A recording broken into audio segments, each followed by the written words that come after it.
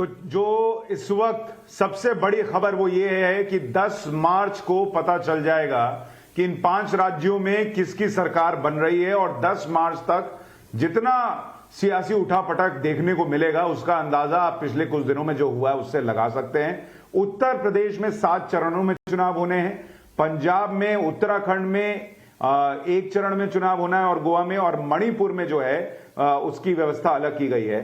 एक सवाल हर्षवर्धन त्रिपाठी जी, जो लोगों के मन में भी होगा, अमूमन जो कहा जाता है कि भाई अच्छा अमित हमारे साथ जुड़ गए हैं। अमित, जरा ये बताइए, ये अभी पहला रिएक्शन क्या है इन 7 चरण में जो चुनाव हो रहे हैं? बीजेपी चाहती थी पूर्वांचल से शुरू हो, लेकिन इस बार भी पश्चिमी उत्तर प्रदेश से शुरुआत हुई है। इस पर कोई रिएक्शन है क्या बीजेपी का?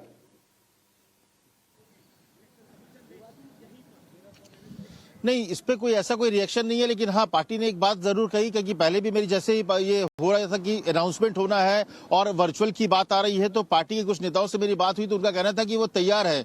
गजन सिंह शेखावत से भी मेरी कल बात हुई थी तो उन्होंने कहा था कि वर्चुअल रैली में दिक्कत नहीं है। मैं बार बार ये कह रहा हूँ कि देखिए, बड़ी पार्टी और खास करके बीजेपी के जैसे नेता पार्टी को कोई दिक्कत है कि यहाँ पे एक ऑर्गेनाइजेशन बनाया हुआ है और अमित शाह नरेंद्र मोदी की जोड़ी जब से आई है तब से तो यहाँ पर बूथ लेवल पे एक काम ऐसा हुआ है कि हर बूथ पे 10 यूथ करके उन्होंने एक प्रोग्राम बनाया कि वहां पर ऊपर से मोटरसाइकिल वाला भी होना चाहिए बूथ एजेंट आपका, ताकि को घर से ला सके। तो बड़ी पार्टियों को दिक्कत नहीं है, दिक्कत छोटी पार्टियों को होगा। और मुझे लगता है कि एक तरह से ये आपदा में अवसर वाली चीजें हैं कि जो रैली नहीं होगी तो मैन टू मैन कनेक्ट वाली जो चीजें हैं, मुझे लगता है ये बहुत अच्छा अवसर होगा बड़ी पार्टियों को भी और छोटी पार्टियों को भी, सुशांत, क्योंकि अब बड़ी बड़ी हवाई जहाज से यात्राएं करके और बड़ी रैली करके चुनाव का पूरा माहौल ही बदल जाता था। लेकिन अब जो है जब घर जाना पड़ेगा, मैन टू मैन कांटेक्ट वाली बात जब आएगी तो मुझे लगता है चुनाव का तरीका थोड़ा बदलेगा। ये अवसर है, हो सकता है अगर सब लोगों ने इस्तेमाल किया तो भविष्य में खर्च भी बचेंगे। लेकिन एक पहली बार ऐसा होगा कि बड़ी रैलियां फिलहाल नहीं दिख रही हैं। 15 तारीख को फिर से असेसमेंट करेंगे चुनाव आयोग, लेकिन लग रहा है कि बड़ी रैली और इस तरह के रोड शो नहीं होंगे। ये पहला चुनाव ऐसा होगा जिसमें रोड शो और रैलियां ना हो, तो मुझे लगता है एक बहुत बड़ा मौका होगा। अमित, मैं आशुतोष और दूसरे सहयोगियों के पास जाऊं उससे पहले एक बार हर्षवर्धन त्रिपाठी के पास चलते हैं। हर्षवर्धन जी, अब आप घर घर जाने की जब बात करेंगे तो बीजेपी के पास जो संघ का एक तरीके से कहिए एडेड ऑन एडवांटेज है, वो बाकी पार्टियां कहां से लाएंगी? जो संघ के लोग जिस तरीके से घर घर पहुंचते हैं और जो उनकी रीच है, वो Samajwadi party, BSP, even Congress, वो कहां से लेकर आएंगे अगर आप बात करें तो सबसे पहला यही होता है कि वैचारिक तौर पर साल भर काम करने की मशीनरी सभी राजनीतिक दलों को तैयार करनी चाहिए। अगर आप सिर्फ हल्ला हंगामा, रैली, एक अचानक कुछ लोगों को लेके हल्ला करते हुए निकल जाना या सरकार है तो उसकी बात कर लेना, इससे अगर आप राजनीति करेंगे तो आने वाले समय में ये राजनीति बहुत चलेगी। अब जब आप कहते हैं कि तंत्र की बात, तो हर पार्टी ये दावा करती है, राष्ट्रीय स्वयंसेवक संघ तो राजनीतिक तौर पर कोई गतिविधि करता नहीं है, लेकिन चूंकि वैचारिक तौर पर निश्चित तौर पर उसके जो स्वयंसेवक होते हैं, कार्यकर्ता होते हैं, जो भी राष्ट्रीय विमर्श होता है उसमें मदद करते हैं और भारतीय जनता पार्टी उस विमर्श में सबसे आगे दिखती है। लेकिन जब हम कहते हैं कि राजनीतिक दल वो परेशान हो रहे हैं कि कैसे हम बिना रैली के जाएंगे, तो रैली में तो पार्टियों का खर्च भी होता है, रैली में तो कोई नेता का सीधे कनेक्ट नहीं बनता है, रैली में तो आप अपनी बात भी नहीं कह पाते हैं। तो ये तो अच्छा अवसर है ना। सभी दल दावा करते हैं, अखिलेश जी भी कहते हैं, उनकी भी सरकार रही, इतने लंबे समय तक मुख्यमंत्री रहे, पहले उनके पिताजी फिर वो रहे, तो एक बड़ा नेटवर्क है। मायावती जी कई बार मुख्यमंत्री रह चुकी हैं। जो दूसरी छोटी पार्टियां वो भी कहती हैं कि हम तो जातीय पार्टियां हैं, तो हमारा एक समीकरण है। मुझे लगता है ये सबका टेस्टिंग होगा, वाटर टेस्टिंग सबकी होगी कि आप अगर कहते हैं, भाजपा कहती है कि दुनिया की सबसे बड़ी पार्टी है, तो कैसे आप उतने लोगों तक पहुंच रहे हैं और वो पहुंचना क्या लोगों को प्रभावित कर रहा है, कन्विंस कर पा रहा है क्या वोट देने के लिए, वो भी इस बार तय होगा। देखिए, मुझे बनेगा लगातार हम 3 चुनाव जीत रहे हैं, 2014, 2017, 2019, अनेक गठबंधनों को हराने का काम किया है। उसी प्रकार से 2022 का भी चुनाव जीतेंगे और जो उसमें कोई मीन मेक डाल रहे हैं, चाहे श्री अखिलेश यादव जी, उनका आज का बयान यह बताता है कि उन्होंने एडवांस में अपनी पराजय स्वीकार कर ली। सर, एक आखिरी सवाल ये है कि राजनीतिक दलों की तरफ से गुल्लू ये कहा गया है कि जो भी आपराधिक प्रवृत्ति के लोग होंगे उनको अपने बारे में ब्यौरा देना होगा, तो उसको लेकर अच्छी बात है। ये कौन सी गलत बात है? ये तो अच्छी बात है। अगर निर्वाचन आयोग ने जो निर्देश दिया उसका पालन होगा। चलिए, बहुत शुक्रिया बातचीत करने के लिए। आप देख सकते हैं कि डिप्टी सीएम केशव प्रसाद मौर्य हैं और साफ तौर पर कह रहे हैं कि जिस तरीके की भी गाइडलाइंस चुनाव आयोग की तरफ से दी गई हैं उनका पालन किया जाएगा और साथ ही साथ अखिलेश यादव पर भी हमला बोल रहे हैं। कैमरामैन सत्यदेव सिंह के साथ आदर्श। तो चुनाव की तारीखों का ऐलान हो गया है, नेता भी व्यस्त हो गए हैं थोड़ा इंटरव्यू वगैरह देने में।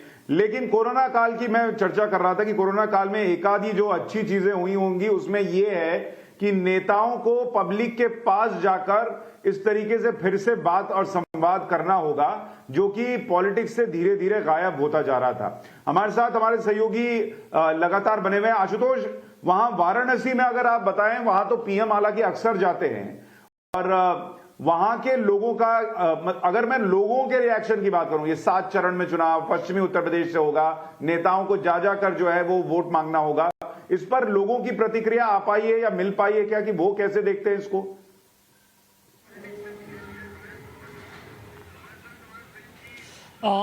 देखिए, अभी लोगों की प्रतिक्रिया तो अभी बहुत नहीं मिल पा रही है। हालांकि हम लोग लगातार अभी इसी पर मुद्दे पर चर्चा कर रहे हैं, लेकिन बीजेपी को थोड़ा सा झटका जरूर लगा है। बीजेपी की ये कोशिश थी, बीजेपी की ये चाह रही थी कि शायद अगर पूर्वांचल से अगर इस चुनाव की शुरुआत हो तो उसका माइलेज शायद उसे मिल सकता था, क्योंकि उत्तर प्रदेश की अगर बात करें तो पश्चिमी उत्तर प्रदेश के बजाय पूर्वांचल में बीजेपी की स्थिति बहुत मजबूत है। चाहे वो विश्वनाथ कॉरिडोर का मसला हो, चाहे अयोध्या का हो, या फिर जो दूसरे विकास कार्य हुए हैं उन वजहों से पूरे पूर्वांचल में बीजेपी आज कुछ मजबूत दिख रही है, बजाय कि पश्चिमी उत्तर प्रदेश में जिस तरीके से किसानों का आंदोलन हुआ है उसकी वजह से बीजेपी कहीं ना कहीं बैकफुट पे दिख रही थी। और बीजेपी की ये कोशिश थी कि शायद अगर उत्तर प्रदेश पूर्वांचल से अगर इस चुनाव की शुरुआत हो तो उसका माइलेज उसे मिल सकता है।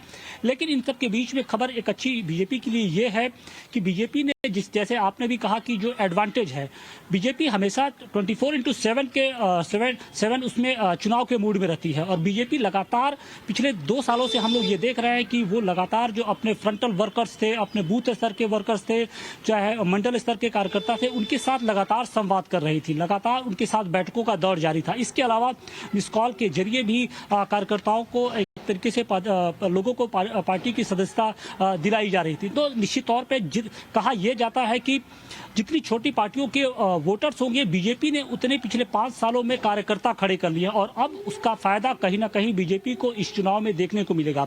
इसके साथ साथ अगर रैलियों का रंग अगर नहीं भी दिख रहा है, यानी आशुतोष बड़ा स्पष्ट है कि ये चुनाव इस बात का रहने वाला है कि किसने साल भर पढ़ाई की है। अब वो कुंजी पढ़कर और उसके बाद एग्जाम निकाल लेने वालों का हिसाब नहीं चलेगा। अब जिसने साल भर पढ़ाई की, जो साल भर क्लास अटेंड करता रहा, जिसने नोट्स बनाए थे, जो टीचर के पास बैठकर पूछता रहा कि भैया ये क्या हिसाब हुआ, जरा इसको समझाइए, समझ में नहीं आया, अब उसका ही रिपोर्ट कार्ड जो है वो हरा रहने वाला है, बाकी लाल लगेगा। क्योंकि आपने पब्लिक को जो है वो देखना बंद कर दिया था, वो चलेगा नहीं। तो ये कोरोना काल में एक अच्छी चीज हुई है, कोरोना का धन्यवाद कहिए। अमित, आप मुस्कुरा रहे हैं, बहुत आप चुनाव कवर करते हैं, ये नेताओं के लिए बड़ा मुश्किल होगा जा जाकर वोट मांगना। लोग बहुत जगह पूछेंगे भैया कहां थे 5 साल। जी हाँ, मुझे लग रहा है कि सही में जो पाठशाला जो होगी अब इस बार नेताओं की सही पाठशाला में लगेगी, क्लास लगेगी, क्योंकि इस बार जब उनको जाना पड़ेगा, वोट मांगना पड़ेगा, क्योंकि ये हमेशा होती रहती है कि आप वोट लेके जाते हैं, फिर 5 साल गायब हो जाते हैं, फिर 5 साल के बाद फिर वोट मांगने आ जाते हैं और बड़ी बड़ी सभाएं करके चले जाते हैं। मुझे लगता है ये एक मौका है हर पॉलिटिकल पार्टी के लिए, हर एक उस नेता के लिए कि जो काम करेगा और जिसका काम जमीन पर जाएगा उसको समझाने की जरूरत नहीं पड़ेगी। आप काम नहीं करोगे, जैसा कि सुशांत आपने कहा कि जो पढ़ाई करके आएगा, सिर्फ कुंजी से काम नहीं चलेगा। तो ये बहुत जरूरी है कि अगर आप काम करेंगे, लगातार लोगों से संपर्क में रहेंगे, तो फिर सिर्फ चुनाव के वक्त संपर्क करने की जरूरत नहीं पड़ेगी क्योंकि आपका एक संबंध बना हुआ है। लेकिन यहाँ पर संपर्क कभी बनता नहीं था। आप हवाई नेता के तौर पर आते थे, बड़े नेताओं को मैदान पे उतारते थे, रैली करते थे और वहां पे मोबिलाइज करके आप चुनाव निकालते थे। लेकिन मुझे लगता है कि ये सही चीजें हैं। इसके जरिए क्या होगा कि जिन लोग घर तक काम गया है वहां की महिलाओं, क्योंकि उनके पास स्मार्टफोन नहीं है, वो वर्चुअल रैली में शामिल नहीं हो सकती है। इस वोटर में जो अमित, अब हम जल्दी से उस तरफ बढ़ते हैं जिस पर लोगों का बड़ा इंटरेस्ट रहता है, और वो इंटरेस्ट इस बात पर रहता है कि चुनाव की तारीखों का ऐलान हुआ, लेकिन पब्लिक का मूड आज की तारीख में क्या बना हुआ है। इस वक्त जब इतने बड़े बड़े मुद्दे देश में निकल कर आ रहे हैं, एक तो हम सोमवार को सबसे बड़ा ओपिनियन पोल देश का लेकर आ रहे हैं सोमवार को, वो तो आपके सामने रखेंगे। लेकिन इससे पहले हमने जो लोगों का मूड कई अलग अलग विषयों पर, अलग अलग सवालों पर जो परखा, समझा, वो आज आपके सामने एक एक करके रखने जा रहे हैं। और चूंकि इस वक्त पंजाब का चुनाव बड़ा दिलचस्प हो गया है, यूपी के साथ साथ पंजाब पर सबकी नजर है, तो सबसे पहले हम पंजाब के आंकड़े आपके सामने रखते हैं कि हमारा सर्वे पंजाब को लेकर क्या कह रहा है। और जो माझा रीजन है उसका आंकड़ा सबसे पहले आपके सामने रख रहा हूं। पंजाब को लेकर माझा में हमारा एनालिसिस, हमारा सर्वे जो था वो क्या कह रहा था, एक बार आपके सामने जल्दी से रखता हूं। माझा की जो 25 सीटें हैं माझा रीजन की, उसमें 11 से 13 सीटें कांग्रेस पार्टी को जा सकती है। बीजेपी और कैप्टन के लिए खाता खोलना मुश्किल हो सकता है। अकाली गठबंधन को 1 से 2 सीट जा सकती है। आम आदमी पार्टी को 9 से 11 सीटें जा सकती हैं और अन्य को जो है वो 1 सीट मिल सकती है। ये माझा रीजन में पंजाब में हमारा सर्वे बता रहा है।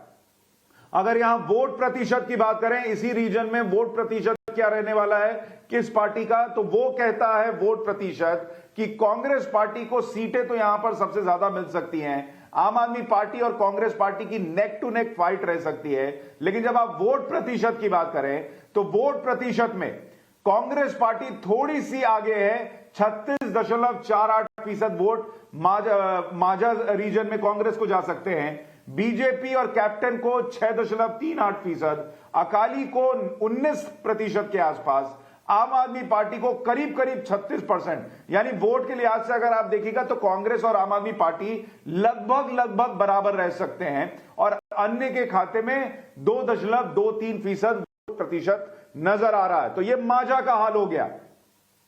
अब आपको जो पंजाब का दूसरा बड़ा रीजन है दोआब, उसके बारे में बताते हैं कि माझा में तो कांग्रेस सबसे आगे रह सकती है, आम आदमी पार्टी टक्कर दे सकती है। दोआब में, उस रीजन में क्या हमारा आंकड़ा कह रहा है, कांग्रेस यहां पर भी सबसे आगे रह सकती है, 14 से 15 सीटें मिल सकती हैं। बीजेपी और कैप्टन को 0 से 1 सीट, अकालियों को 1 से 2 सीट, आम आदमी पार्टी को यहां 6 से 7 सीट मिल सकती है। पिछली बार उनका यहां खाता भी नहीं खुला था, ये याद रखिएगा। और अन्य को 1 सीट मिल सकती है। यानी इस रीजन में, दोआब रीजन में कांग्रेस पार्टी क्लियरली लीड करती हुई दिखती है। और अगर आप वोट प्रतिशत के लिहाज से देखने जाएं, वोट प्रतिशत क्या कहता है, वोट प्रतिशत दोआब रीजन का वो गवाही दे रहा है कि यहां पर भारत निर्वाचन आयोग ने देश के सबसे बड़े राज्य उत्तर प्रदेश समेत 5 राज्यों में विधानसभा चुनावों की घोषणा की है। उत्तर प्रदेश पिछले 5 वर्षों के दौरान प्रधानमंत्री मोदी जी के मार्गदर्शन में, उनके प्रेरणा से बदलाव और विकास की एक नई राह पर चला है। नए भारत के, नए उत्तर प्रदेश में लोकतंत्र का ये महापर्व का हम हृदय से स्वागत करते हैं। 10 मार्च 2022 को जब उत्तर प्रदेश विधानसभा चुनाव के परिणाम आएंगे तो भारतीय जनता पार्टी प्रचंड बहुमत के साथ जनता जनार्दन का आशीर्वाद प्राप्त करने में सफल होगी, इसमें कोई संदेह नहीं होना चाहिए। हाँ, कोरोना महामारी के दौरान सतर्कता और सावधानी हम जरूर रखें। सतर्कता और सावधानी से सरकार ने, डबल इंजन की सरकार ने पिछले 5 वर्ष के दौरान प्रदेश की जनता के हितों के लिए, उनके जीवन में परिवर्तन लाने के लिए गांव, गरीब, किसान, नौजवान, महिलाएं और समाज के प्रत्येक तबके के लिए उत्तर प्रदेश के समग्र विकास के लिए, उत्तर प्रदेश की बेहतरीन कानून व्यवस्था के लिए जो कुछ भी किया है, इन सभी उपलब्धियों के आधार पर जनता जनार्दन का आशीर्वाद एक बार फिर से भारतीय जनता पार्टी को प्राप्त होगा और प्रचंड बहुमत के साथ भारतीय जनता पार्टी की सरकार उत्तर प्रदेश के अंदर पुनः बनेगी, ये मुझे पूरा विश्वास है। योगी आदित्यनाथ, मुख्यमंत्री योगी आदित्यनाथ को आप सुन रहे थे। चुनाव की तारीखों का ऐलान होने के बाद पहला रिएक्शन उनका, वो आश्वस्त हैं कि बीजेपी की सरकार उत्तर प्रदेश में बनने जा रही है। लेकिन हम पंजाब के ओपिनियन पोल आपको दिखा रहे हैं और वो आंकड़े कह रहे हैं कि बीजेपी उत्तर प्रदेश में आश्वस्त हो सकती है सरकार बनाने को लेकर। पंजाब में ऐसी स्थिति उसके लिए नहीं है। दोआब रीजन में हम आपको दिखा रहे थे कि वहां पर सबसे ज्यादा सीटें कांग्रेस को मिल रही हैं और वोट प्रतिशत के लिहाज से आप देखिएगा कांग्रेस को दोआब रीजन में जो है करीब 35% के आसपास वोट मिल रहा था। अब मालवा रीजन आप देखिए 69 सीटें यहां पर है। यहां आम आदमी पार्टी को 41% वोट है, कांग्रेस पार्टी को 31%, यानी सीधे सीधे 10% का फर्क है वोट प्रतिशत में। और अगर आप देखने जाइएगा सीटों में तो ये 10% का जो अंतर है वो सीधा सीटों में करीब करीब दोगुने का अंतर ला रहा है। आम आदमी पार्टी को वहां पर अगर आप देखेंगे मालवा रीजन में 69 में से कितनी सीटें मिल सकती हैं अगर वो रख सकें आपके सामने। मालवा रीजन जो कि आम आदमी पार्टी का गढ़ कहा जाता है, पिछले बार भी उनको सबसे ज्यादा सीटें इसी मालवा रीजन में आई थी। और मालवा रीजन में हमारा सर्वे कह रहा है कि 38 से 39 सीटें आम आदमी पार्टी को आ सकती हैं, कांग्रेस को 15 से 16, बीजेपी प्लस कैप्टन को 1 सीट आ सकती है, अकालियों को यहां 12 से 13 सीट आ सकती है और अन्य के खाते में 1 सीट जा सकती है। तो अगर आप तीनों रीजन को देखने के बाद पंजाब की तस्वीर, पंजाब में ओवरऑल क्या तस्वीर रह सकती है वो आपके सामने रखूं तो पंजाब की कुल सीटों का आंकड़ा अब आपके सामने रख रहा हूं और वो आंकड़ा ये कहता है कि सबसे बड़ी पार्टी आम आदमी पार्टी बनकर उभर सकती है। 53 से 57 सीटें आम आदमी पार्टी के खाते में जा सकती हैं, लेकिन बहुमत उनके पास भी नहीं मौजूद होगा। कांग्रेस जो है वो 41 से 45 सीट पा सकती है, बीजेपी और कैप्टन को 1 से 3 सीट, अकाली को 14 से 17 सीट और अन्य को 1 से 3 सीट मिल सकती है। यह पंजाब को लेकर हमारा सर्वे कह रहा है और इस पर चर्चा करने के लिए हमारे साथ खास मेहमानों का पैनल चल रहा है।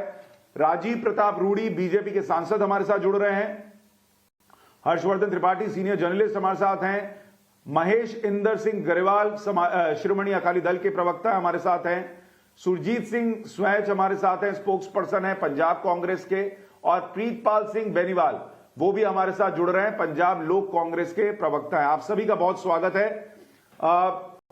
राजीव प्रताप रूडी जी, एक जो तारीखों का ऐलान हुआ है उससे बीजेपी संतुष्ट है क्या? और पंजाब का जो सर्वे है वो तो आपको संतुष्ट होने की वजह नहीं दे रहा कम से कम? नहीं, ये तो चुनाव आयोग को आम सहमति के बाद, राजनीतिक पार्टियों से विमर्श के बाद, सरकार के विभिन्न अंगों से विमर्श के बाद ये तय होता है और इसमें स्वाभाविक तौर से संवैधानिक तौर पर 5 वर्ष का कार्य अवधि के पूरे भीतर चुनाव कराना है, इसलिए इस पर कोई टिप्पणी की आवश्यकता नहीं है। और मुझे विश्वास है कि चुनाव आयोग ने जो घोषणाएं की हैं उसका अनुपालन भी कराएगी और अच्छा चुनाव सशक्त वातावरण होगा। आपका सर्वे है और आपने बताया, हमारा तो ऐसा नहीं मानना है, लेकिन अगर आपका सर्वे बता रहा है तो आप अपने दर्शक को जरूर बताएं कि क्या आपको दिख रहा है। हमें लगता है कि पंजाब में बड़ा परिवर्तन सर, आपका सर्वे क्या कह रहा है, आपका क्या मानना है वो भी बताइए। मैं तो यही साफ कह रहा हूं ना कि कोई भी पॉलिटिकल पार्टी अगर चुनाव लड़ने जाती है तो जीतने के लिए जाती है। संख्या तो आप बता सकते हैं क्योंकि आपके पास आंकड़ों का एक नजरिया है और ये तो चुनाव के बाद ही वे परिणाम के बारे में हम चर्चा कर सकते हैं, इसलिए इस पर इससे ज्यादा कोई टिप्पणी हम नहीं करना चाहते। लेकिन सर कुछ तो अनुमान होगा, जैसे अभी योगी जी बड़े आश्वस्त होकर कहकर गए कि यूपी में हम सरकार बना रहे हैं और वो बार बार कह रहे हैं 300 से ऊपर सीट आएगी। पंजाब के लिए कुछ फिगर है आपके मन में जो लग रहा हो कि इतना तो हम पहुंचेंगे? मैं उस प्रकार की घोषणा नहीं कर सकता हूं क्योंकि ना मैं पंजाब का इंचार्ज हूं, ना ही मैं पंजाब से अभी के वातावरण में जुड़ा हुआ हूं, इसके लिए कोई टिप्पणी। सर मुझे लगा आप पायलट आदमी हैं, ऊपर से सब कुछ देख लेते हैं, कुछ तो बताएंगे ऊपर से क्या दिख रहा है। नहीं, अभी ऐसा इस पर मैं कोई टिप्पणी नहीं करना चाहूंगा, इस पर मैं कोई टिप्पणी नहीं करना चाहूंगा। ठीक है। हमारे साथ पंजाब कांग्रेस के सुरजीत सिंह जी भी हैं। सुरजीत जी, आपके हिसाब से जो हमारा सर्वे कम से कम ये कह रहा है कि आम आदमी पार्टी और कांग्रेस में टक्कर तो है, लेकिन आम आदमी पार्टी आगे दिख रही है। क्या आपको ये स्थिति लगती है या आपको, आपके हिसाब से क्या रहने वाला है पंजाब में? नहीं, ऐसी कोई बात नहीं है। देखिए, जब 2017 के चुनाव हुए थे तब जो सर्वे थे वो आम आदमी पार्टी को 100 से ज्यादा सीटें दे रहे थे और आई कितनी 20। तो उसके हिसाब से आप लगा लीजिए कि इस बार उनको दे रहे हैं आप 53 से 57 सीटें दे रहे हैं और इसका हाफ से नीचे कर लीजिए तो ले दे के वही 20 के आसपास आ जाता। लगता ये है कि, और सच्चाई है ये, कि इस दफा भी आम आदमी पार्टी की जो सीटें हैं वो 20 से कम ही रहेगी। तो अकाली दल की जो बात की है आपने, उनको आपने ओवरऑल 14 से 17 दी है, लेकिन हमें लगता है कि इस बार अकाली दल डबल डिजिट पार नहीं करेगा, 10 से भी कम रहेगा। तो हमारा ये विश्वास है कि हमें जो लास्ट टाइम 2017 में जो लोगों ने फतवा दिया था वो 77 या 78 सीट का था, उससे भी ज्यादा बढ़ेंगी सीटें हमारी। तो आपका सर्वे जो है ये सर आपने सही आम आदमी है पार्टी की उसको नहीं करता। करीब 30-35 सीटें कम कर दी, आपने अकालियों की सीटें करीब 10 कम कर दी, तो 40-45 तो आपने वहीं निकाल लिए सबके, और आपको 45 आ ही रहा था। तो मतलब आप 90-95 पे चले जाएंगे क्या? तो बिल्कुल 90 के आसपास हम जाएंगे, देख लेना। आप भी यही हो, हम भी यही हैं। जो ग्राउंड सिचुएशन है वो यही है, असलियत यही है। महेश इंदर जी, अकालियों की क्या ये हालत होगी कि डबल डिजिट में नहीं जाएंगे, और क्या कांग्रेस पार्टी ट्रिपल डिजिट के करीब नजर आएगी? अकालियों की हालत आप पूछिए जाके ना। इनको लोग नफरत करते हैं, नफरत, और नफरत जो पिछली दफा थी उससे बड़ी है, कम नहीं हुई है, उससे बड़ी है नफरत। और आप ये बीजेपी का तो कोई आपके बारे बोलिए, चुप करोगे हम 2 मिनट के? नहीं, बोलो। मैं एक गल कहनी चाहूंगा, आप एक बात कहनी चाहता हूं, इनको रहने दीजिए इस ख्वाब में। इस दफा आम आदमी पार्टी पिछली दफा 90 सीटें क्लेम कर रही थी और आपका मीडिया भी कह रहा था, क्योंकि वो मैनेज करते हैं, उनका 800 करोड़ का पब्लिसिटी का बजट है, दे कैन मैनिपुलेट एनीथिंग। और कांग्रेस जो बैरस कह रहे हैं, मैं बात नहीं कहूंगा, पर ये 1997 वाली पिक्चर रिपीट करेंगे, 14 सीटें आएंगी इनको। अकाली दल बसपा इस दफा सरकार बनाएगा। यार मेरी आग का बात नोट कर लीजिए, टाइम नोट कर लीजिए। इनको तो लोग देखने को तैयार नहीं। अब कोड अनाउंस हो गया है, हमने 90 कॉन्स्टिट्यूएंसीज कवर कर लिया है, और हर कॉन्स्टिट्यूएंसी में जैसा सुखबीर सिंह बादल ने एक रैली को कट किया तो हर में गैदरिंग प्लस 10,000 थी। मैं आज भी इनको चैलेंज करता हूं, हमारा मोगा रैली जिसमें 1 लाख से ज्यादा क्राउड था, ये एक इनमें से कोई पार्टी उससे ज्यादा भी कर दे तो मैं समझूंगा कि इतने लोगों बात सुनने को तैयार है। ये सारे जो है, मेरे को एक तो हैरानी है कि आपका चैनल चाहे नया है बट राइट नाउ पुराना चैनल है, कि पार्टी के कैंडिडेट अनाउंस नहीं हुए। आपके भारतीय जनता पार्टी और कैप्टन साहब और ढींढसे का कैंडिडेट अनाउंस नहीं हुए, और कांग्रेस के कैंडिडेट नहीं अनाउंस हुए। तो आपने ये एग्जिट पोल दिया, आपको पता होना चाहिए 2017 में हम 23 सीटें, इसीलिए हम ट्रैकर लाए हैं, हम ओपिनियन पोल सोमवार को लाएंगे। हम ट्रैकर लेकर आए हैं जिसमें अभी मूड है, और हर हफ्ते जब कैंडिडेट अनाउंस हो जाएंगे तब भी लोगों के पास जाएंगे भांपने के लिए कि तब मूड क्या है। मेरी बात सुन लीजिए। जिस दिन ये किया था मैं नवकर के साथ था, आपने जो उस दिन दिखाई, तो आपके जो सर्वे था उसमें सीएम कैंडिडेट के लिए केजरीवाल आ रहा था 4थे नंबर पर, और पंजाब में केजरीवाल छोड़ रहे हैं एक मौका केजरीवाल को। अगर वो पॉपुलैरिटी में सीएम के कैंडिडेट पर 4थे नंबर पर आ रहा है, तो ये कांग्रेस जो सिद्धू के नाम पर लड़ रही है उसको आप पॉपुलैरिटी में दे रहे थे 4% वोट। तो मैं एक बात कहना चाहता हूँ, मेरे को बड़ा आश्चर्य होता है कि आपके सर्वे क्या है, क्या कह रहे हैं। जिसको सीएम का कैंडिडेट प्रोजेक्ट कर रहे हैं कांग्रेस वाले, उसको 4% पॉपुलैरिटी दे रहे हैं। जिसको आप आदमी को जिसको 53 सीट दे रहे हैं, उसके सीएम के कैंडिडेट को 18% वोट मिल रही है। ये सर्वे नहीं, ये कंफ्यूजन है। ये मैनेज किए हुई चीजें। मैं आपको एक बता देता हूँ ग्राउंड रियलिटी। सर कंफ्यूजन जो है वो नेताओं के दिमाग में हो सकता है, वोटर के दिमाग में नहीं होता। और मैं आपको इसलिए कह रहा हूं कि पार्टी अगर लोगों ने चुन ली हो, लेकिन कोई जरूरी नहीं कि वो केजरीवाल के लिए वोट करें। केजरीवाल उनको पता है दिल्ली में रहने वाले, हो सकता है पंजाब ना आए, तो उनको सीएम का चेहरा कैसे मान लेंगे? नहीं मान रहे, इसलिए वो चौथे नंबर पर थे। इसका मतलब ये नहीं कि वोटर कंफ्यूज्ड है। ठीक है प्रीतपाल जी, आपके हिसाब से जमीन, मैं आपके सेंटीमेंट को मान रहा हूं सर। मैं तो कह रहा हूं आप ही सरकार बना रहे हैं। मैं कह रहा हूं कांग्रेस भी बना रही है, मैं कह रहा हूं बीजेपी भी बना रही है, सब बना ले रहे हैं। मुझे कोई दिक्कत नहीं है सर, आप सब बना लीजिए, लेकिन एक जनता का सेंटीमेंट है वो रख रहा हूं। आप इससे डिफर कर सकते हैं सर, कोई दिक्कत नहीं। सुनने नहीं आए, अपनी बात कहने आए हैं। आपको बोलने नहीं देते, अपनी बात करी जाते हैं। हम आपसे सुनने नहीं आए, सो तो आप घर बैठ सकते हैं। आप इतना लंबा बोल चुके, आप सर्वे पे सवाल उठा चुके। अगर आप रैली करने आए, रैली नहीं है ना सर, बाकियों को भी तो बोलने का मौका मिलेगा। सर्वे आप बोलने आए अच्छी बात है, लेकिन सिर्फ आपको सुनने के लिए नहीं बुलाया ना सर, बाकियों को भी बुलाया है। बुलाया तो फिर ना बुलाया करो। आप 3 दफा टेलीफोन करके टाइम ले रहे हो और आप बोलने के लिए कहते हैं कि आपकी बात चलेगी, ये कैसे चलेगा? अरे सर भाई, आप बोल रहे हैं, आपको फिर मौका मिल जाएगा, दूसरों को इनिशियल रिएक्शन तो देने दीजिए। मेरी बात तो सुन लीजिए। मैं जो कहना चाहता हूं कि आज अभी आपने ग्राउंड रियलिटी नहीं देखी। जो पंजाब में जैसे पिछली दफा समाज साहब की पार्टी में लाया था, कैप्टन की सरकार चाहता है पंजाब, ये थे बैनर, कैप्टन जीता था, कांग्रेस नहीं जीती थी। अब जो ये आम वाले पर कह रहे हैं, वो कह रहे हैं एक मौका केजरीवाल को, वो कहीं आपको नहीं कह रहे। सारे इनके देख लो होर्डिंग, सारे देख लो इनके बोर्ड, ये केजरीवाल के नाम पर वोट मांग रहे हैं। और आपकी आज सर्वे दे रहा उसको चौथे नंबर पर, तो फिर आप उसको जिता रहे हैं किस हिसाब से?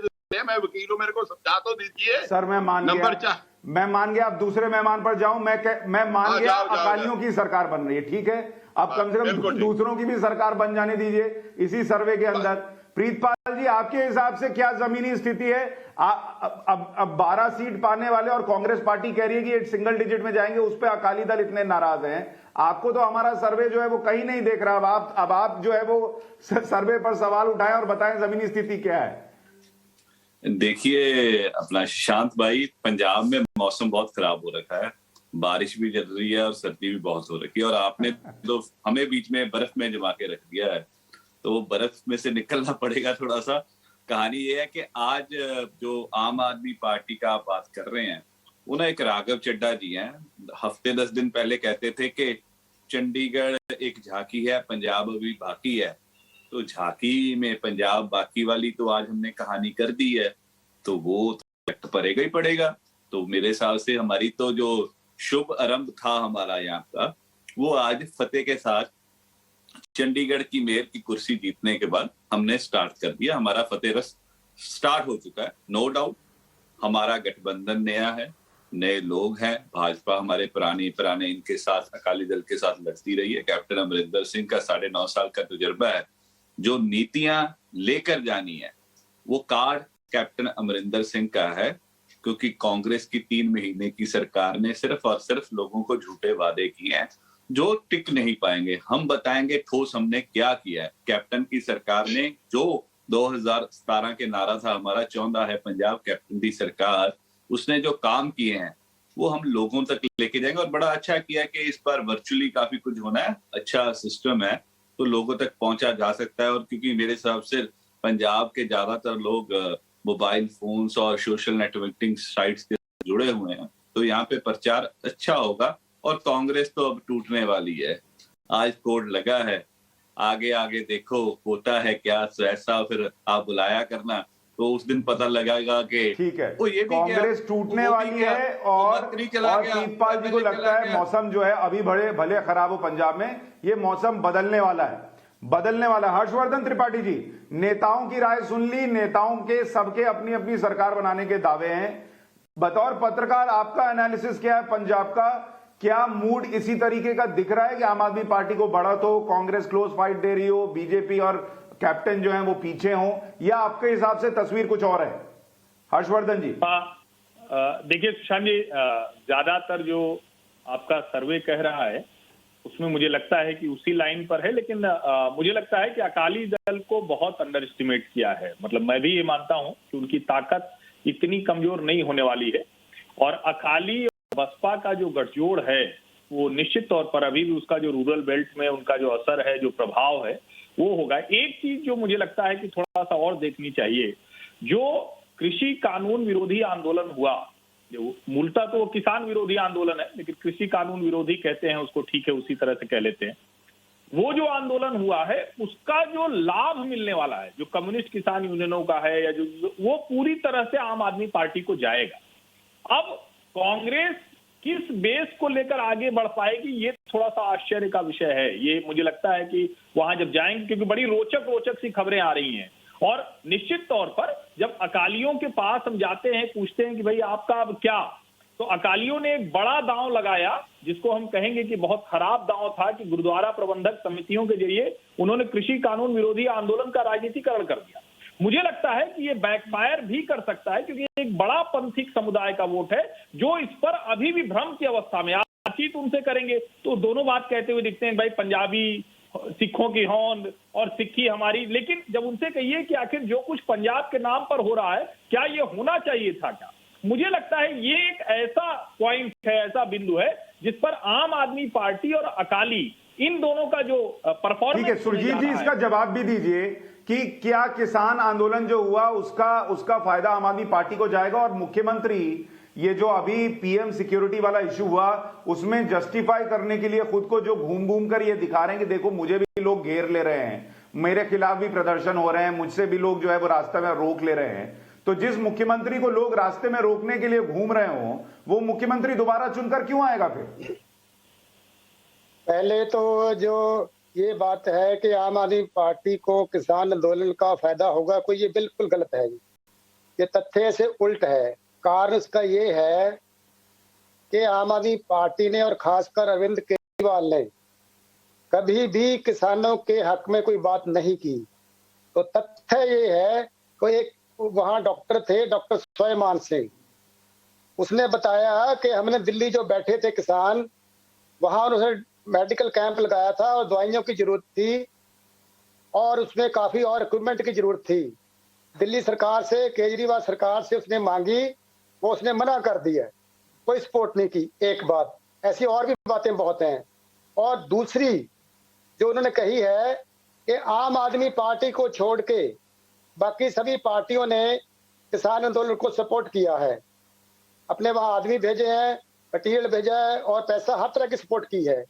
तीसरी बात, अरविंद केजरीवाल ने सर आम आदमी पार्टी ने वाईफाई लगवा दिया था वहां पर, आम आदमी पार्टी ने वाईफाई लगवाया था सर, राघव चड्ढा घूम के वहां आए थे। बता रहे हैं जी सर, किसान खुद बता रहे हैं कि क्या क्या किया उन्होंने, किसान बता रहे हैं, हम नहीं बता रहे, किसान बता रहे हैं ये। और तीसरी बात, जो मेन कानून था, तीनों कानूनों का एक कानून था, वो दिल्ली में नोटिफाई किया था अरविंद केजरीवाल सरकार ने, और वो लास्ट टाइम तक वो उसको विड्रॉ नहीं किया।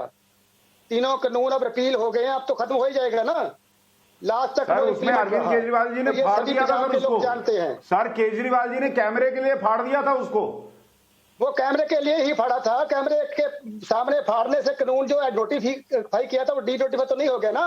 मैं वकील हूँ, आप भी जानते हैं इस बात को, लोग भी जानते हैं कि तो डी नोटिफाई करने से होता है। नहीं, लेकिन इसमें एक प्रश्न ये है सर, उसकी कॉपी फाड़ने से राजीव प्रताप रूडी जी, फिर प्रश्न ये भी है कि किसान के लिए किसने क्या किया, तो क्या किसान ये याद रखेगा कि कैप्टन अमरिंदर सिंह ही थे जिन्होंने इस किसान आंदोलन को आगे बढ़ाया था, जिन्होंने अपनी विधानसभा में ये कह दिया था कि हम इस कानून को नहीं मानेंगे, भले वो उस वक्त कांग्रेस के साथ थे, लेकिन क्या आज किसान उसको देखकर कैप्टन अमरिंदर सिंह और बीजेपी को वोट दे देगा क्या?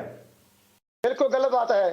कैप्टन अमरिंदर सिंह नहीं, पंजाब की कांग्रेस सरकार ने, पंजाब की कांग्रेस राजीव प्रताप रूडी से सर राजीव जी से पास किया था। सर राजीव जी से प्रश्न है सर, आपने कहा कांग्रेस के लिए किसने क्या किया, इसलिए मैं इसको इवैल्यूएट कर रहा हूं। राजीव जी, मैं तो सिर्फ इतना ही कहना चाहूंगा कि आप सभी लोगों का बात मैं बड़े ध्यान से सुन रहा था, और विश्लेषण आपके जो भी हो, लगता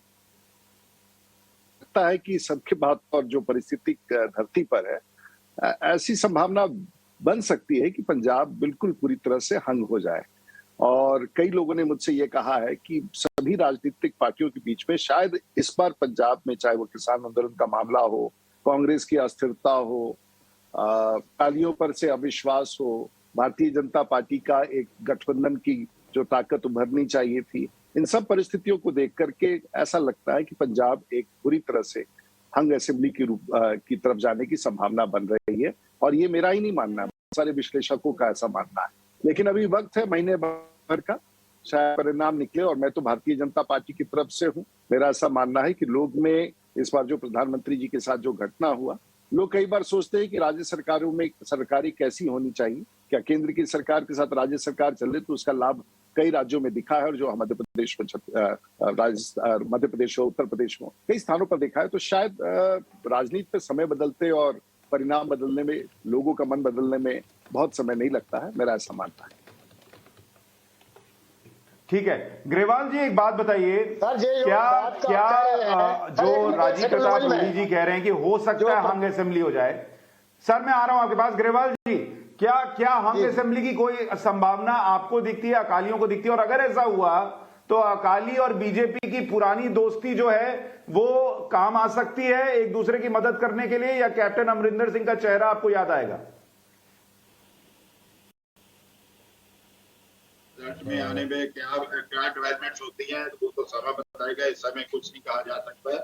बट एक बात मैं कहना चाहता हूँ कि ठीक है अनसर्टेनिटीज हो सकती है, पर जब पंजाब वोटिंग वाले दिन जाता है तो पंजाब डिसाइसिव डिसीजन लेता है। और पंजाबी इस तरह बहुत मैच्योर है, they will form A stable and strong government.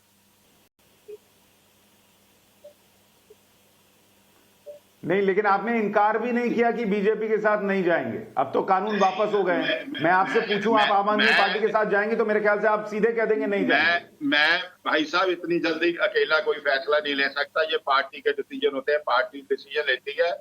जब बीजी से नाता तोड़ा था पार्टी की कोर कमेटी ने तोड़ा था, मैंने नहीं तोड़ा था।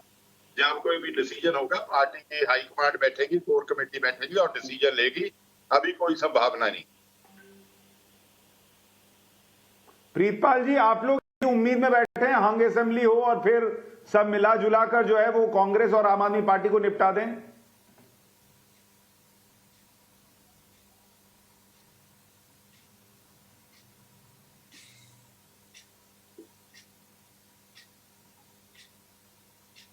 प्रीतपाल जी आवाज आ रही है आपको?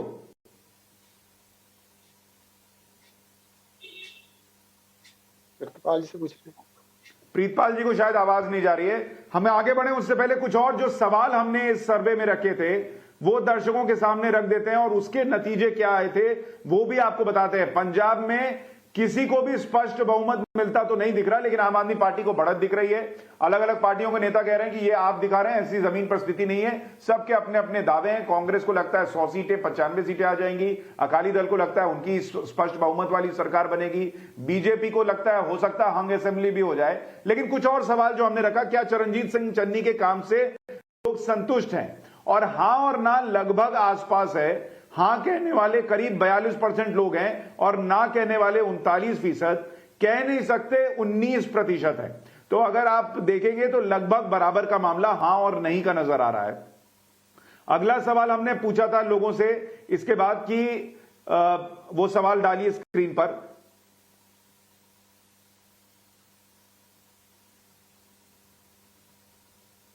केजरीवाल का मुफ्त वाला दिल्ली मॉडल क्या पंजाब में चलेगा? और हां कहने वाले करीब 61% लोग थे, नहीं कहने वाले 28%, 28.5% लोग थे, और कह नहीं सकते यह जवाब करीब 10% लोगों का था। तो जो आम आदमी पार्टी को सीटें आती दिख रही हैं वो केजरीवाल की वजह से नहीं, बल्कि उनका मुफ्त वाला जो मॉडल है वो एक वजह हो सकती है। कैप्टन की अलग पार्टी से किसे फायदा होगा? बीजेपी को करीब 26%, कांग्रेस को 7%, अकालियों को 6%, आम आदमी पार्टी को करीब 39% और अन्य को 22% फायदा हो सकता है, यह कहा जा रहा है। हमारे साथ उत्तराखंड के मुख्यमंत्री धामी साहब इस वक्त फोन लाइन पर जुड़ रहे हैं। धामी साहब, बहुत स्वागत है आपका टाइम्स नाउ नव भारत पर। तारीखों का ऐलान हो गया है, आप जो चुनाव आयोग का फैसला है उससे संतुष्ट हैं, और क्या तैयारी है आपकी इस वक्त, क्या स्थिति है वहां, आपको क्या लग रहा है?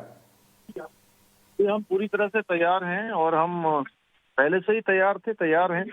लोकतंत्र का ये उत्सव है और हम अपनी जीत के प्रति भी आश्वस्त हैं, क्योंकि हमने काम किया है। माननीय प्रधानमंत्री जी के नेतृत्व में लगातार उत्तराखंड का विकास हुआ है।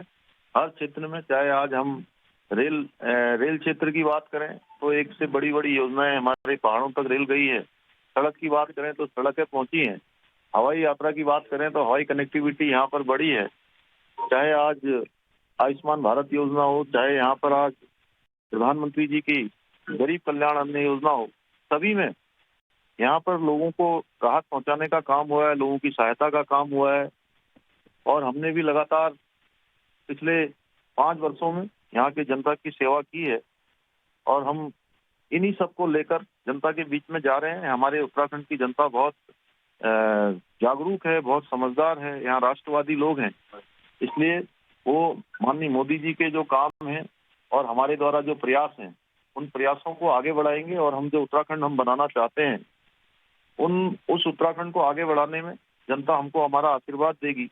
और प्रदेश की जनता सब जानती है कि कांग्रेस के कारनामों और हमारे कामों के बीच मुकाबला होना है, इसलिए हमारे कामों को चुनेगी और हमको अपना आशीर्वाद देगी। और 2025 का जो हम उत्तराखंड बनाना चाहते हैं, देश के श्रेष्ठ राज्यों में से एक राज्य, उस राज्य को बनाने के लिए जनता हमारे साथ कदम से कदम मिलागी। अपने हमारे बड़े बुजुर्ग हमको सब आशीर्वाद देंगे, माताएं बहनें सब आशीर्वाद देंगी, हमारे नौजवान। ठीक है, पुष्कर धामी जी ये बताइए, ये जो अभी नई व्यवस्थाएं हुई हैं कोरोना की वजह से, सर जो नई व्यवस्थाएं हुई हैं कोरोना की वजह से, वर्चुअल रैलीज और रैलियों में संख्या कम कर दी गई है, घर घर जाकर लोगों से मिलना होगा, क्या पहाड़ी इलाका होने की वजह से ये घर घर जाना, इसमें कठिनाई आ सकती है? ये वर्चुअल रैली, इसके लिए आपका इंफ्रास्ट्रक्चर तैयार है क्या? ऑर्गेनाइजेशन तैयार है क्या? ये नई चुनौतियां कितनी बड़ी होंगी इस चुनाव में उत्तराखंड में? हम देखिए, देश काल परिस्थिति है और कोरोना से संबंधित सभी गाइडलाइंसों पर ध्यान रखते हुए हम निश्चित रूप से जो भी चुनाव आयोग के दिशा निर्देश हैं, उन निर्देशों के क्रम में हम लोग भी काम करेंगे और यहाँ पर शांतिपूर्ण मतदान हो, अच्छा मतदान हो। और हमारे लिए सबसे पहले उत्तराखंड की जनता का हित सबसे पहले है और उनकी जान माल हमारे लिए सबसे पहली प्राथमिकता है। उसको ध्यान में रखते हुए हम लोग आगे बढ़ेंगे, उसी पर काम। सर अभी जो पंजाब में हुआ प्रधानमंत्री की सुरक्षा में चूक, क्या वो उत्तराखंड चुनाव का मुद्दा होगा? देखिए, मैं कहूं कि उस घटना की जितनी निंदा की जाए उतनी कम है। अब तो हमको लगता है कि इन लोगों के जो हाथ हैं, इन लोगों का जो मेल मिलाप है, जिस प्रकार का इनका एक कॉरिडोर बना हुआ है, काले कारनामों का जो कॉरिडोर है, वो पाकिस्तान के साथ भी मिला हुआ है, इनका दूसरे देशों के साथ भी मिला हुआ है। क्योंकि इन्होंने कभी भी जो है देश की राष्ट्रवादी ताकतों को आगे बढ़ाने का काम नहीं किया है। इन्होंने हमेशा जो विध्वंस करते रहे हैं, जो लोग देश को तोड़ने का काम करते रहे हैं, उनके साथ हाथ मिलाने का काम किया है। इसलिए उत्तराखंड की जनता राष्ट्रवादी है, इस सैनिक बाहुल्य प्रदेश है, वीर भूमि है। इसलिए इस वीर भूमि के लोग स्वाभिमान के साथ जीना जानते हैं। ये कभी भी इस प्रकार की चीजों को सहन नहीं कर सकते। आने वाले चुनाव में उत्तराखंड की जनता इनको मुंहतोड़ जवाब देगी। तो आप इसको मुद्दा रखेंगे, लोगों के सामने ये मुद्दा लेकर जाएंगे आप उत्तराखंड में?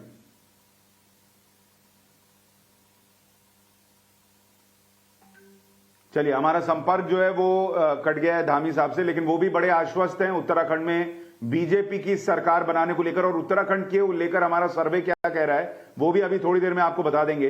हर्षवर्धन त्रिपाठी जी, जो आम आदमी पार्टी की बात हो रही है, आम आदमी पार्टी में अरविंद केजरीवाल बहुत पॉपुलर चेहरा भले ना नजर आ रहे हो पंजाब के सर्वे में, लेकिन उनका जो फ्री वाला मॉडल है वो ऐसा लग रहा है कि पंजाब के लोगों को कुछ खींच रहा है। क्या वो एक वजह हो सकती है आम आदमी पार्टी की पिछले बार के मुकाबले इस बार परफॉर्मेंस को बेहतर बनाने की?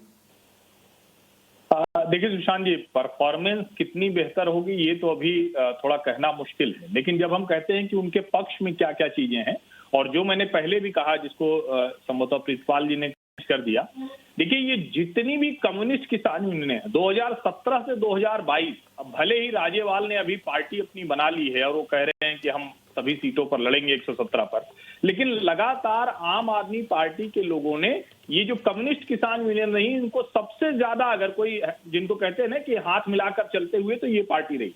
उसके साथ साथ वो एक टारगेट कर रहे हैं जिसको आपने कहा कि मुफ्त वाली पॉलिटिक्स। वो बार बार ये कह रहे हैं कि देखिए जो कुछ दिल्ली में दिया जा सकता है हम उससे यहाँ आगे जाकर देंगे। हालांकि वहां सवाल लोग उनसे पूछ रहे हैं कि भाई 1,000 रुपए आप दे रहे थे तो दिल्ली में क्यों नहीं दे देते हैं, क्योंकि वहां भी तो महिलाएं हैं। लेकिन चूंकि ये कई बार होता है कि आप रेटोरिक में फंसते हैं, और उस रेटोरिक को फंसते हमने कई राज्यों को देखा है। जब दिल्ली जैसे राज्य को देख लिया है तो पंजाब ऐसा है कि उससे अछूता रह जाएगा, नहीं है। दूसरा, एक बड़ा वर्ग है पंजाब में जिसको हम कहते हैं बार बार कि जो जमीन जिसके पास नहीं है, जो इन बड़े जमींदार किसानों के चंगुल में फंसा हुआ है, जो सच मायने में अगर कहें तो जिसको लाभ मिलना चाहिए इन कृषि कानूनों का मिलता अगर वो लागू होते, उस वर्ग को भी ऐसे ऐलान जो है वो अपील करते हैं। ये बहुत महत्वपूर्ण बात है। और 2017 के चुनाव में एक और बहुत सी खबरें आई थी जिसमें आम आदमी पार्टी के लोग जो खालिस्तान समर्थक थे उनके साथ उनकी खबरें आई थी। अब सवाल ये है कि इस सब के बीच में क्या अरविंद केजरीवाल, और चूंकि अभी तक उन्होंने अपना चेहरा भी घोषित नहीं किया है मुख्यमंत्री का, क्या अरविंद केजरीवाल इन सारी चीजों को एक साथ साध पाएंगे क्या? क्योंकि कल जो कुछ हुआ है राघव चड्ढा के साथ वो भी दिखाता है कि हो सकता है कि बहुत पहले उन्होंने प्रत्याशी घोषित कर दिए, अभी तक वो लीड लेते हुए दिख रहे हैं, लेकिन जैसे जैसे चुनाव की तरफ बढ़ेंगे हो सकता है कि उसका उल्टा भी होता हुआ दिखे, क्योंकि पंजाब के लोग रिएक्शन भी बहुत तगड़ा करते हैं। जी ग्रेवाल साहब, आम आदमी पार्टी की ये फ्री वाली योजनाएं कुछ चुनाव में माहौल बना सकती हैं? देखिए, क्रेडिबिलिटी ऐसे होती है कि जहां 7 साल से ज्यादा समय की सरकार चल रही है उधर तो वो ना हेल्थ प्रोवाइड कर सके, ना एम्प्लॉइज को पक्का कर सके, ना वो बच्चियों को 1,000 रुपया दे सके, ना टोटल दिल्ली में वाईफाई फ्री कर सके, ना दिल्ली में बिजली मुफ्त कर सके। ये सब झूठ का पलंदा है, ये इनका बात है। अगर आप देखिए आम आदमी पार्टी का कॉन्सेप्ट क्या था कि ये वो लोग लाएंगे जो नए हैं, जो पॉलिटिक्स में नहीं, हम कन्वेंशनल लोगों को पीछे हटाएंगे।